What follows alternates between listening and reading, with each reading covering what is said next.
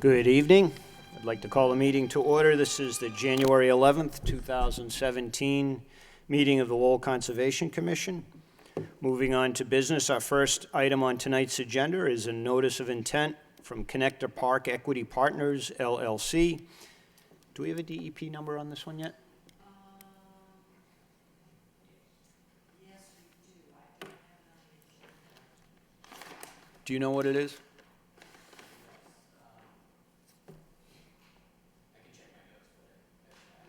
206-072, no, probably 3. All right, well, we need a number. And the project location is 42 Wellman Street. Its notice of intent has been filed by Connector Park Equity Partners, LLC, for the proposed construction of a 6-story residential building and parking garage. Portions of the project are within the 100-foot buffer zone to bordering vegetated wetlands. Good evening, Commission. My name is Tom Liddy, professional wetland scientist from Lucas Environmental. Accompanying me is Roy Smith from RJ O'Connell and Associates. He's the design engineer for the project. And I do have the file number. It is 206-0767. So I'll just give you a quick overview of existing conditions and a description of the wetlands, and Roy will go over the program design and also the stormwater. So as you know, the project site's located at 42 Wellman Street. We have an aerial photo up here to the left, which shows the parcel boundary. You'll see a large parking lot area right there, and that's basically the footprint of the project layout. There's 2 wetland resource areas surrounding the perimeter of the parking lot.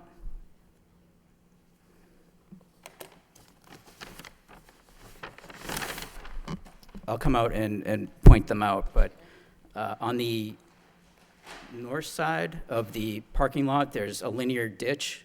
Looks like it was excavated out at some point to help drain the parking lot. The wetland drains to the east and flows into a series of culverts which discharge surface flows through a 48-inch concrete pipe under the Lowell connector, and eventually they discharge into River Meadow Brook, which is located on the other side of the Lowell connector.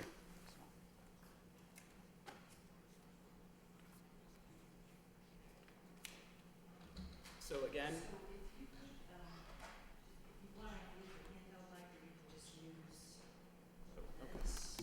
It is already on. okay. All right, this is better. Thank you. So again, here's one wetland. It's a very narrow linear ditch which appears to have been excavated to drain surface flows. It drains to the east and flows through a small culvert pipe and drains down around the perimeter of the parking lot down to a large culvert system here, and again just drains off under the little connector into the River Meadow Brook. The site has no floodplain, there's no vernal pools, there's no rare species. Again, the 100-foot buffer zone would extend off the limit of the flagging onto the site. So this portion of the site here, which is currently occupied by the existing pavement, is what's within the buffer zone. There's a wooded area here. There's a sewer easement that runs to the north into, there's another housing development up to the north. So the wetlands are pretty straightforward. They're primarily a ditch system which conveys surface flows off-site. Roy will give you a rundown on the project in general and also discuss the stormwater management system. Thank you.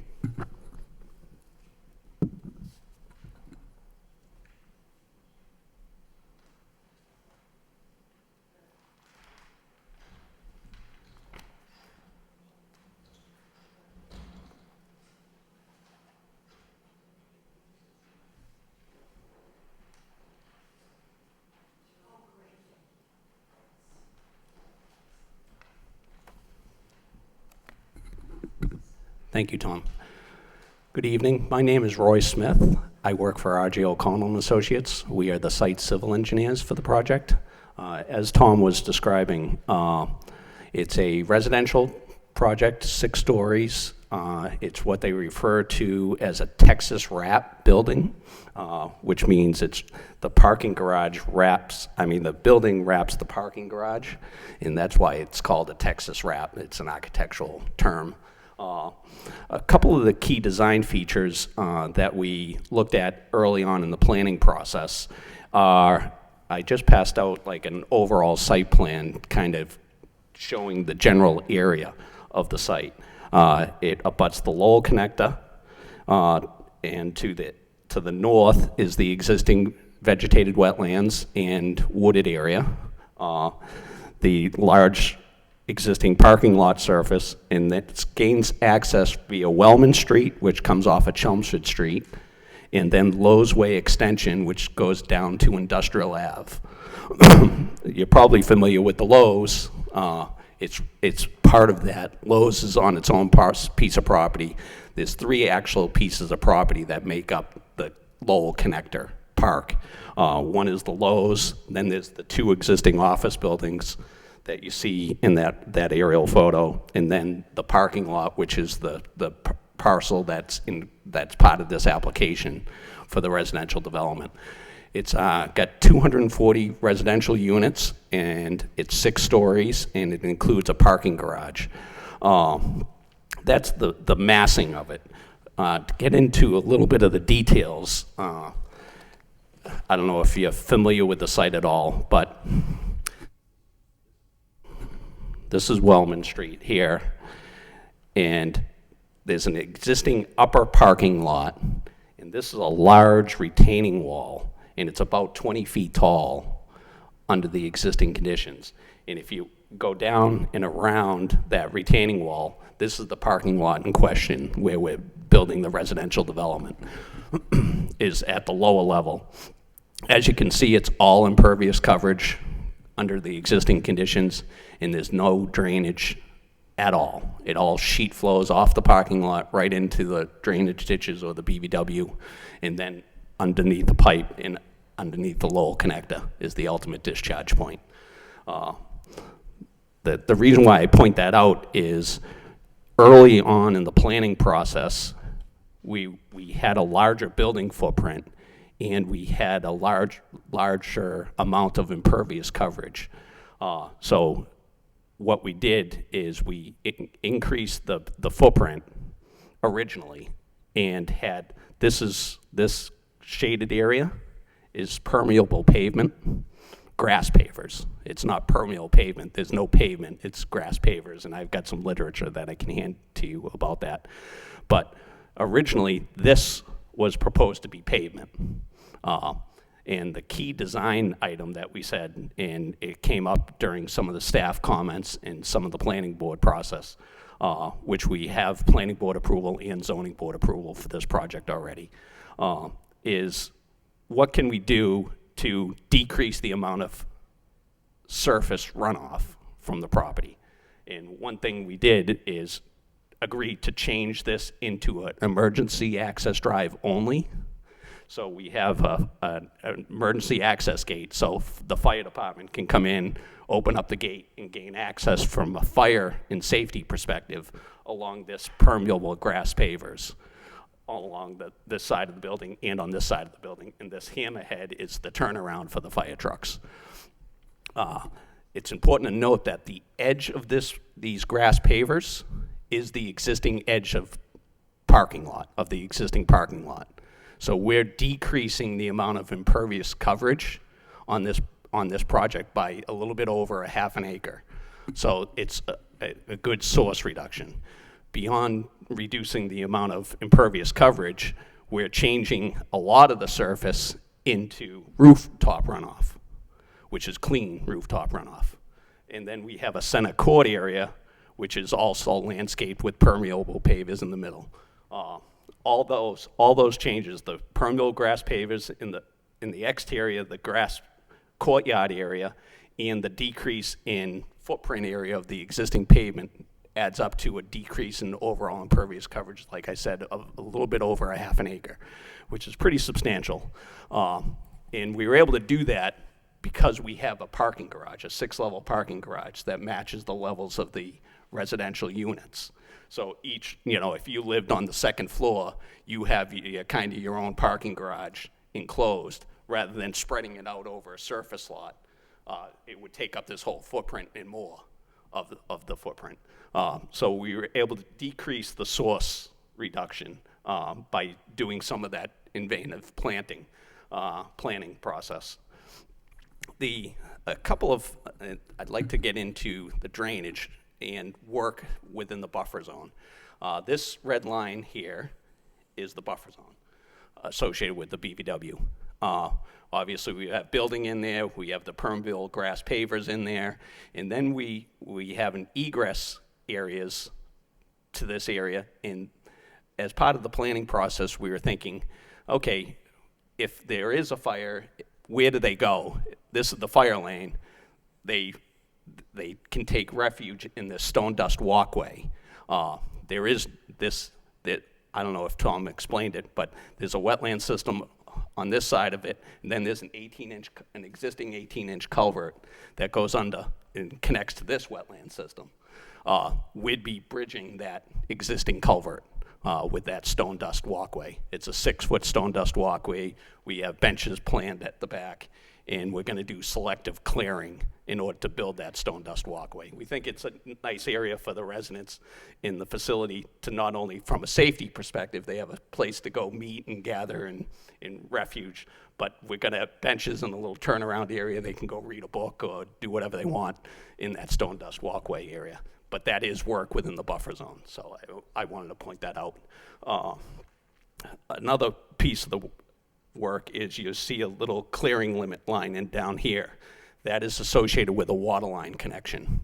That is, there's an existing 16-inch water line that runs along the Lowell connector, and we're tying into that existing 16-inch water line. So that's a temporary disturbance for that water line extension. That's pretty much it. It's pretty straightforward. We're keeping that existing retaining wall. So the entrance to the parking deck is actually on the second level. The first level is down below in the lower parking field. So the entrance, you come down Wellman Street and you turn left and you go into the parking garage and you circulate and then you leave and you can go out Lowe's Way Extension or up Wellman Street to Chelmsford Street is the circulation path. I guess if there's no real questions regarding the layout, work within the buffer, I'll roll into the drainage system and the drainage improvements, which are significant. And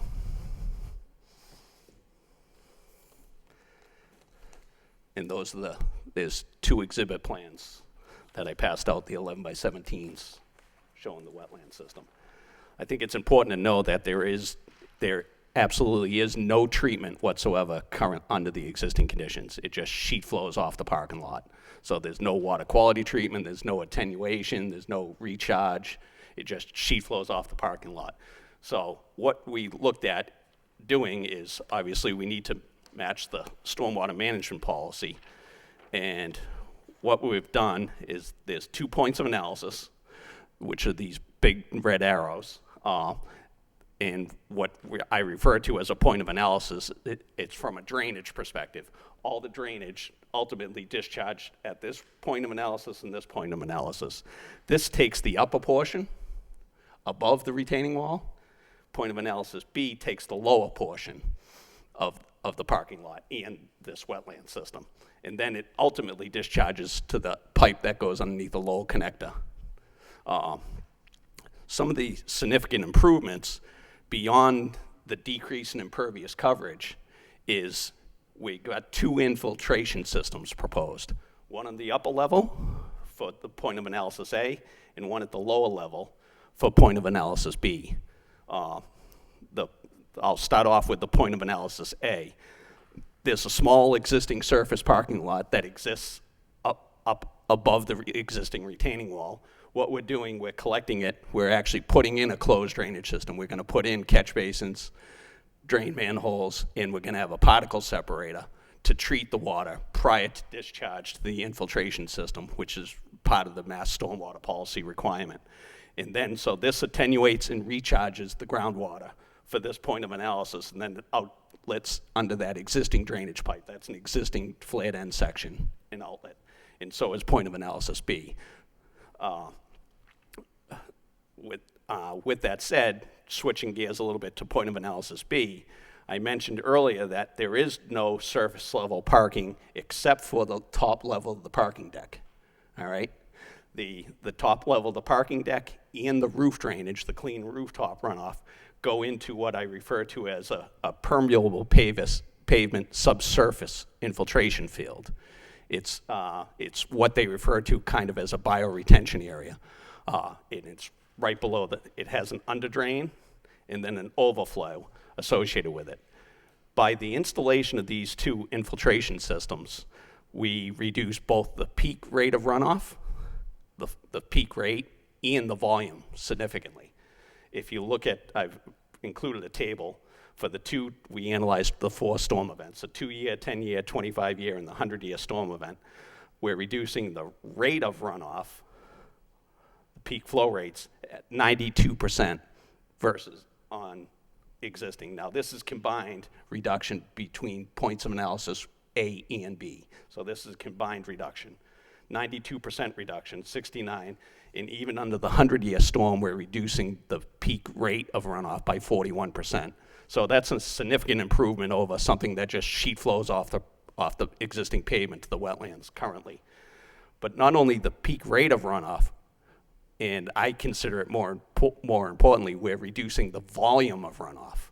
I don't know if you're familiar with what they refer to as MS4 permitting within the cities and towns. But the big thing with the MS4 permitting, which is a town-wide stormwater permit, that with the EPA, they say, let's recharge an inch of runoff. By recharging and detaining an inch of runoff, you get more than about 80% of your phosphorus removal, your nitrogen removal, and so forth and so on. So this project well exceeds that inch. As you can see, the volume of reduction, we have 85% of the 2-year storm, 72, 68, and even 65% on the 100-year storm, which is up over 7 inches of rain for the 100-year storm. So I think with these improvements to the site, it's going to address water quality, infiltration, recharge, and sources of pollution. We've also worked out a snow management plan. All the snow is to be stored and stockpiled on site, but outside the 100-foot buffer zone. And that's shown, the snow storage areas was worked out with the planning board process and is shown, I think, on the parking and traffic control plan, those snow storage areas. And then during extreme snow events, we'd have to obviously remove the snow from the property because we have to keep the facility operating and the amount of parking spaces available. One good thing about having a parking garage is all the 5 levels below the top level don't get snow. So, and they're better from a water quality perspective as well. So I guess with that said, we did receive a comment letter earlier today, which brought up some wastewater capacity questions. We are happy to continue the meeting if the Conservation Commission wishes in order to try and address that or come up with a valid condition. The reason why I don't want to, I guess, close the hearing tonight, I don't want to force the commission's hands, but I don't want to have to go meet with the wastewater and then say I move a manhole or I have to do a pipe upgrade or something.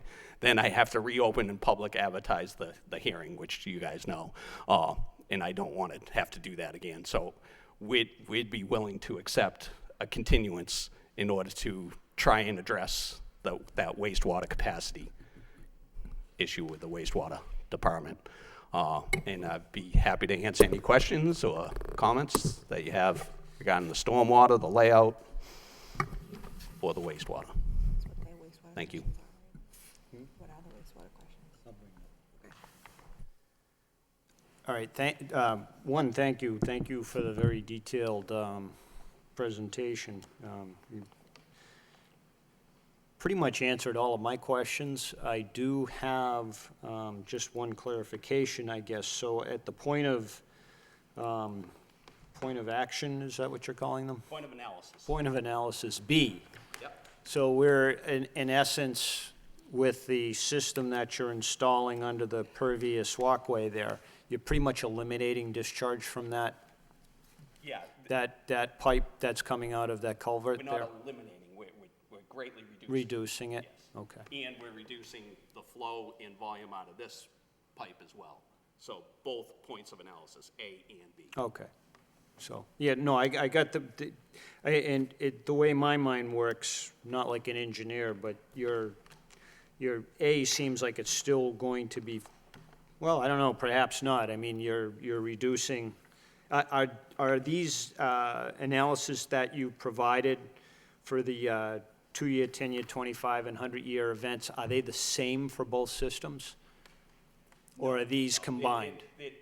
This is a combined reduction. Okay, so do we have, as part of your filing, do we have the numbers, for instance, for A, and then the separate numbers for B? Yes, that's in the stormwater management report. I don't have it off. Okay, off the top of my so head. then Yeah. let me ask, are they roughly the same, or is one much more significant than the other, and it's and A is making up for B, or B is making up for A? That's a very good question. Maybe I can try and answer that. Got a very thick volume.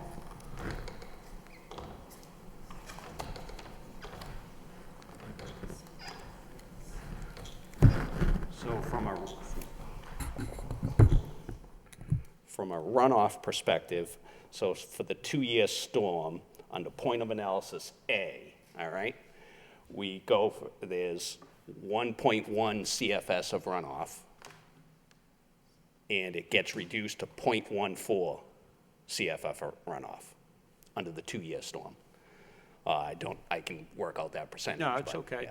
yeah. And then for point of analysis B, which is this one here, we have, under the existing conditions, we have 3.08 cubic feet of runoff coming out of that pipe, and under the proposed, it drops to 0.2. So I would say. So B is making up for it? Is bigger. All right, Yeah, B is taking the bulk of the, okay. So, but they're both a significant runoff. okay. And how about at the 100-year events? 100-year, it goes from, on A, it's 3.06 down to 2.96. So that's a small reduction, which you probably would imagine because this becomes full Right. rather quickly, and this is surface runoff. So that's a smaller reduction.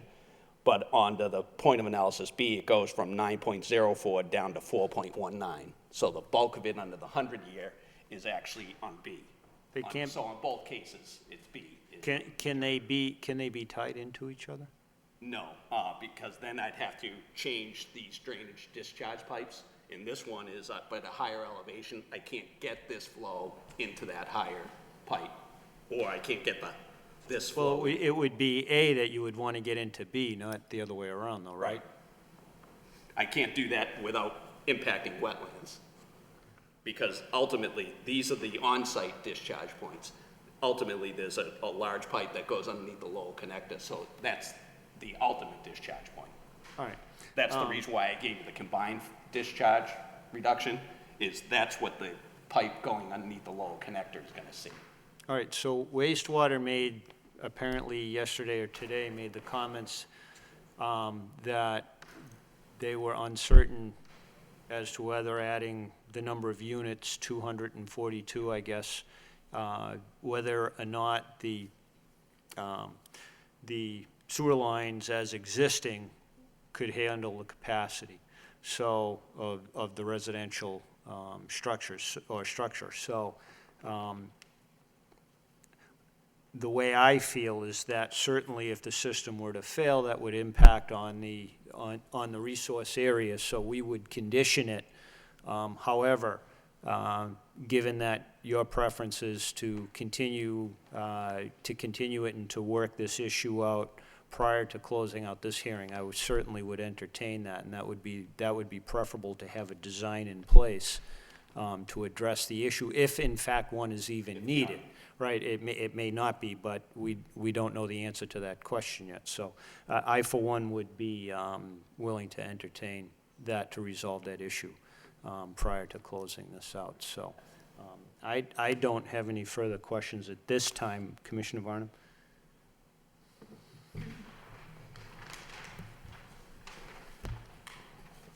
Thank you. I took a look at the site today, and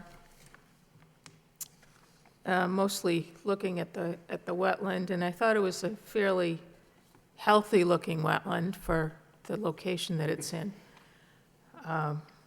You have on one of the sheets of your plans, you have that the tree line is not going to be disturbed, but I couldn't tell if that scalloped edge on your plan was the existing tree line or whether you had moved it back a little. That's a very valid question. And and I don't know if we show it, I think we show it on the landscape, which I brought with me as well. So what you'll see is this 6-foot stone dust walkway. We are going to have selective clearing associated with that. We also have a drainage discharge pipe here, which we have some selective clearing. So we have some there, some associated with the stone dust walkway, and then a temporary disturbance associated with the water line connection. That's the only clearing impacts of those 3 items. Now, have you looked at the area of the stone dust walkway to see if that involves any larger sized trees? Or?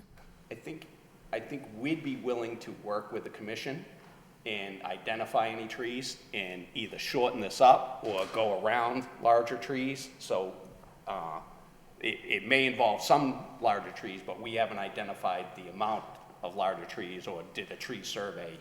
But you could move the walk one way or the other, except where it crosses the culvert. I could put radiuses in around it, except for where it crosses the culvert. So Right. if there's large trees at the culvert crossing, I'm going to have to take them down Yeah. associated with that. But Now, there are a number of pipes through the wetland, drainage pipes, and it looks like that whole area could use a sort of a cleaning up, not as far as pruning, but downed limbs and trash that are blocking perhaps some of the flow in there. And I'm presuming that that's something that you're going to be doing. yes, yeah, we will be picking up the debris and the litter and if there's brush thrown in the wetlands, that will be part of the project. We're also installing erosion control wattles along the limit of work line as well. I forgot to mention that, sorry. Now, you don't expect that, or do you expect that people will be using that permeable pavement area around the edge of the building? They can sit on it. It's a pretty good, what they refer to as a low-impact development technique. And I don't know if I brought any literature on permeable pavement. I don't know if you've seen them. But the thing with permeable pavers, and it's not pavement, it's because there's permeable pavement, which is actually a pavement surface. It just allows the water to infiltrate through it. These are grass pavers. So when you look at it, it's got little honeycomb-shaped concrete boxes, and grass is planted within that honeycomb shape.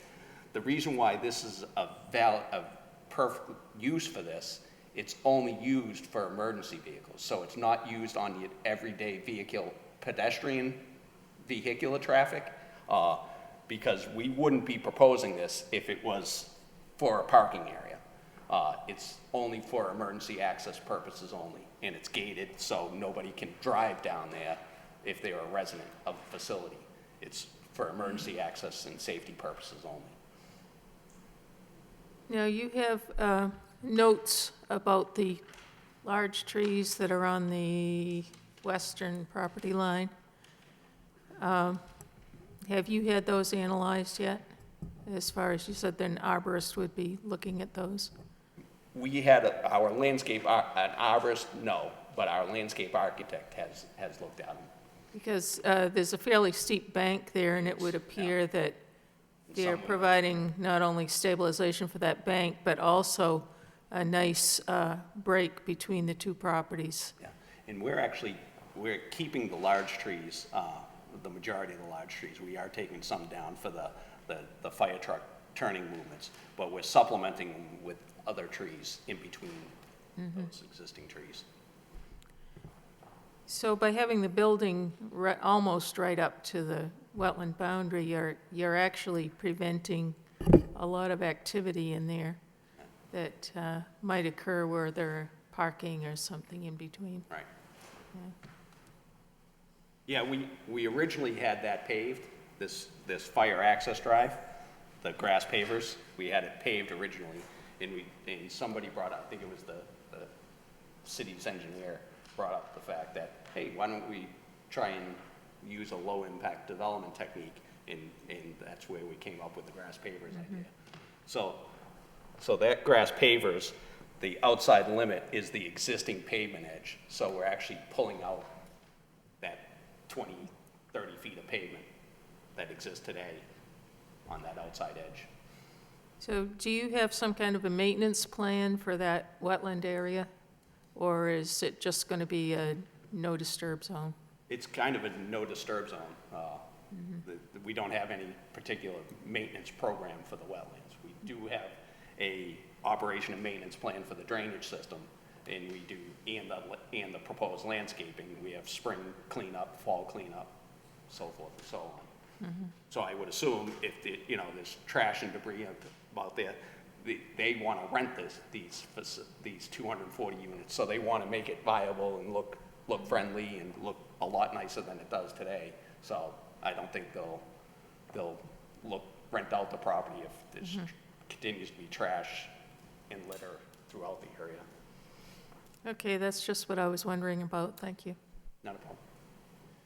Commissioner Bearden? All right, I just got a few questions. I don't know if you already said this, snow storage, which I know it's hard. Do you have a spot for snow storage? Yes, it's shown on I think it's drawing C4, which is our parking and traffic control plan. Okay.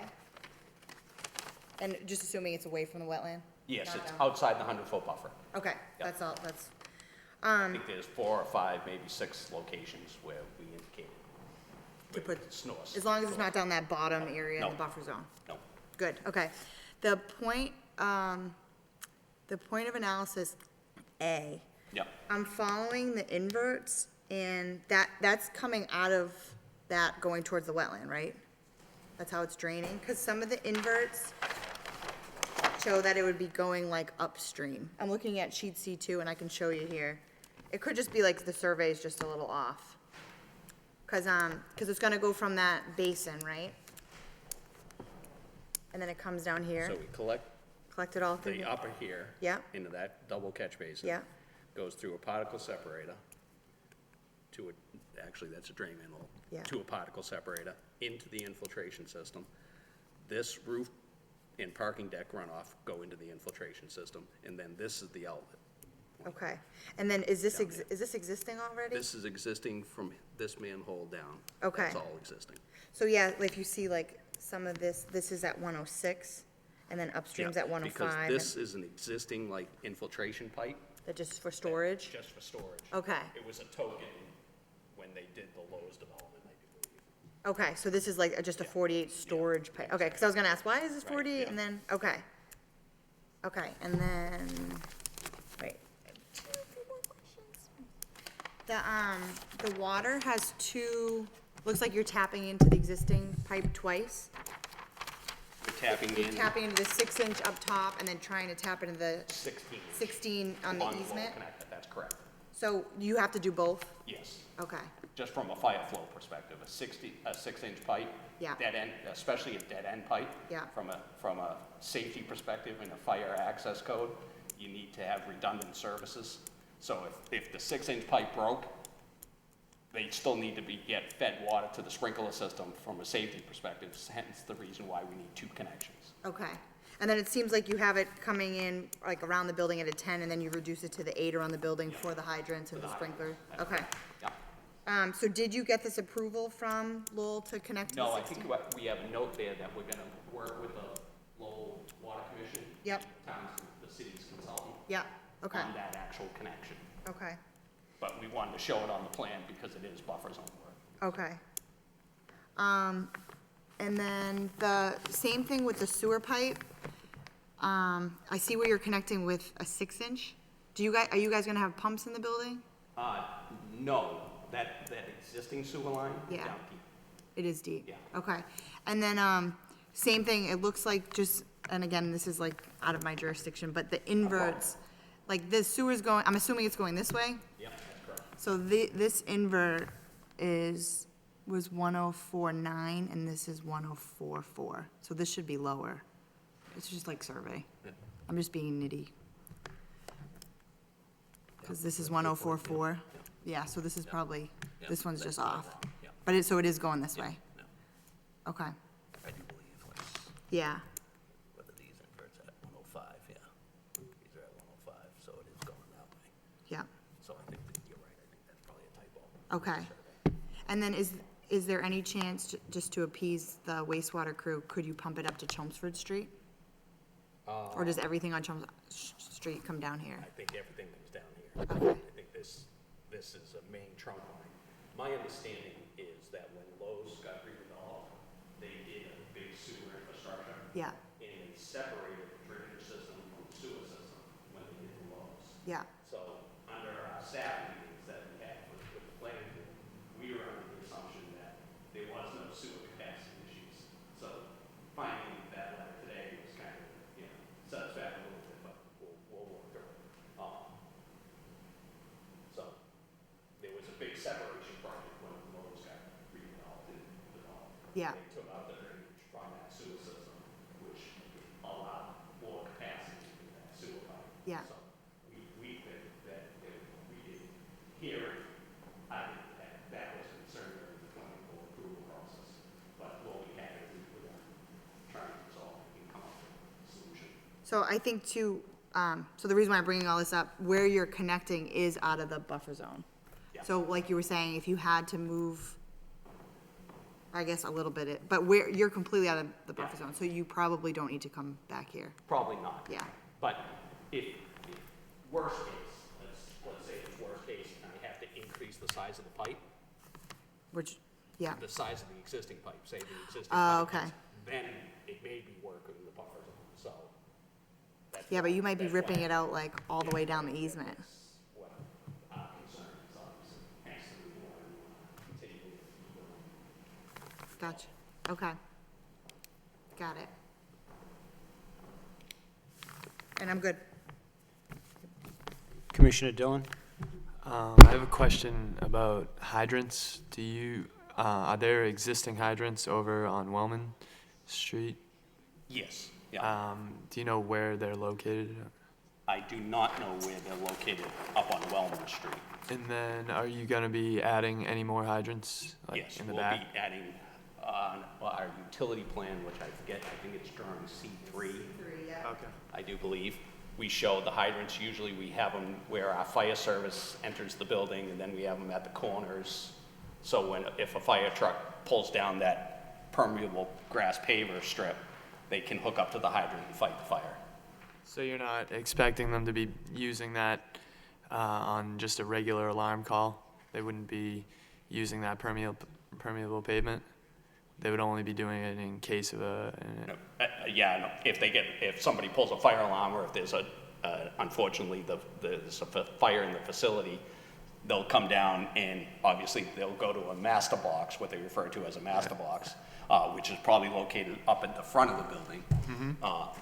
The main entrance is here, so the master box is probably up in the front, and they'll see, okay, there's a fire down here, and then they'll come down this access road, go open up the gate, and go fight the fire via the permeable pavement, grass pavers. Now, that pavement's gonna be strong enough for all the vehicles? Yes, yeah. And Okay. actually, we included literature for, in the stormwater management report regarding those grass pavers. Okay, thank you. Commissioner Dill and I have 7 hydrants, I counted. And I just Good have value one, engineer, if you will, I think. I just have one other thing based on Commissioner Varnum's comments. The, how tall, 6-story building, about 60 feet, or is it a little bit Yeah, taller? it's about 60 feet. It's maybe a little bit taller, depending upon, like, we have like a clubhouse area, so that floor to ceiling may be a little bit taller for that floor, but it's right around 60 feet, probably. All right, so what I'm trying to figure out is, and what I've done is I figure that's the northern exposure, so it's not gonna get sun in the springtime as it currently is, and what impacts that will have, but, you know, even at 45 degrees, you're 60 feet, which is pretty much just double the width of that, you know, pervious roadway that you're building back there, so, based on the scale that you're showing, so, so it's, you know, in the springtime, the sun's gonna be a little bit higher up in the sky, you know, it's, even if we went with, you know, 30 degrees, which is fairly, so you're only about 35 feet, so it's, you know, the shade part midday is going to be just on that pervious part. That back area, that pervious back area won't see a ton of sun, so, I mean, even in the dead of summer, so, Yeah, I don't know if this helps, but we did have this amenity building, this amenity facility exterior of the building at one point in the initial planning process. And we decided to move it in because you know, we're concerned about our abutters and we want to make sure our abutters are, you know, it's screened. And the majority of the screening we wanted to do is screen the parking deck, because that's the, you know, that's a parking deck, you know, you can't hide it. You can't hide the fact that it's a parking deck, rather than looking at a nice building elevation wrapping around the parking deck. well, I'm concerned is that your courtyard that you're Yeah. showing is, It's gonna be shaded, obviously, you're gonna have to be putting in shade trees. trees that, you know, or trees that don't expect a lot of sun, Right. so, that, We haven't designed the courtyard as of yet, you know, we're thinking there's a pool and a gazebo and that people can grill out there and whatnot, but we haven't gotten into that much detail as of yet. okay, my guess is that the pool's gonna end up more on the northern side of the building than on the southern side as you're showing it there, so, if you wanna see any sun in there in the summertime, so, all right, I don't have any further questions. What I'm gonna do is I'm gonna open it up, though, to see, if there's any comments, either for or against, so, and certainly, we'll entertain even more comments until, you know, the public hearing is closed out. But is there anyone here who'd like to offer their comments regarding this project, either for or against? Okay, Chair notes that the only other people in attendance are here for another project, and that there's no one here to speak regarding this project. Is there anything else from the city, Judy or Patrick? No, we don't have anything else. Though I just might want to add that the fire department did a full review of the project and approved it during the planning board and ZBA All right. process, so. yeah, Okay. So they looked at the pavers and the hydrants and, So what would you anticipate a timeline as to working this issue out with wastewater? I'm hoping as soon as possible, but I don't know. All right, so why don't we put this on for the next meeting? It's in two weeks, and, We could close it, Huh? because he's completely where he's connecting is out of, yeah, but and if the issue that they're concerned with is that if you have to do all that. But if you do Right. have to that, you if something crops up and they have to do a redesign, they don't want to have to come and reopen, so. I don't think you're gonna be ripping out the sewer and the easement. I think you're gonna be pumping up to Chelmsford Street. Well, I think Chelmsford Street comes down to us. I don't know, because it's only a 12. I don't know. Yeah, I don't know. Yeah. We'll see. Yeah, I mean, My preference would be to leave it open until, Okay. they're requesting that, so my preference is to leave it open until you've resolved that. Yeah, and you never know, I might come back and say, yeah, we're willing to live with that condition, you know? Yeah, okay. So I'll make a motion to continue this to, So the next meeting is of January 25th. okay. So the January 25th meeting, do I have a second on the motion by Commissioner Beardron? I'll second that motion. Commissioner Dillon, any discussion? All in favor signify by saying aye. Aye. Aye. Opposed, the ayes have it. All right, so Thank it's you very on in much. 2 weeks. Thank Okay, you. thank you.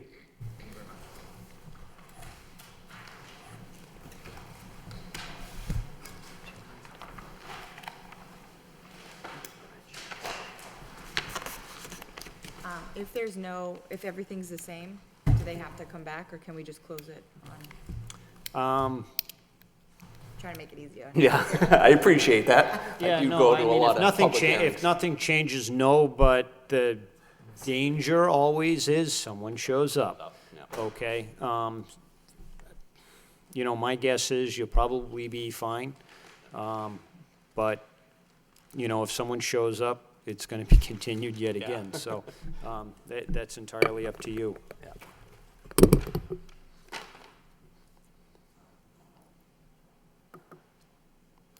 Moving on to tonight's second item is a request for an extension of an order of conditions, City of Lowell, concerning DEP file number 206-0723. Project location is the Lawrence Street Bridge over the Concord River. The applicant has requested a 3-year extension of the order of conditions originally issued on February 24th of 2014 for repair of the Lawrence Street Bridge across the Concord River, including deck replacement and scour protection. Jody, if you could identify yourself for the record, please. Sure, Mr. Chairman, members of the commission, for the record, I'm Jody Trumpio with TEC. On behalf of the City of Lowell's Engineering and Public Works Department, we're here to request that extension of the order of conditions. The project, to go through a little bit of a history from where we were 3 years ago to where we are today, took some time when we received the order of conditions to get final permitting and design completed. We needed to get approvals from Mass DOT, as the bridge project was to be funded entirely by the city. The DOT had jurisdiction and review for safety and design requirement perspectives. We did receive that approval in early 2016, in which we were able to finalize our bid documents. The project went to advertisement this past summer. Project award occurred in July. Pre-construction, where Judy was in attendance, occurred in September. Contractor mobilized in October. And now, with the winter shutdown, we're realizing that the order of conditions is expiring. And before we allow that to happen, we wanted to get in front of you again to make sure that we could continue the work. No work has changed since what was previously permitted and approved by the state, so it's just a formal request to do that. So You're not proposing any changes.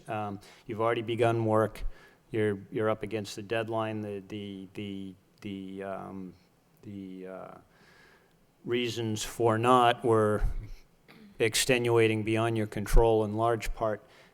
Have there been any changed circumstances to the resource, to the banks, to the bordering vegetated wetland, to the riverfront area that would necessitate a second look at this?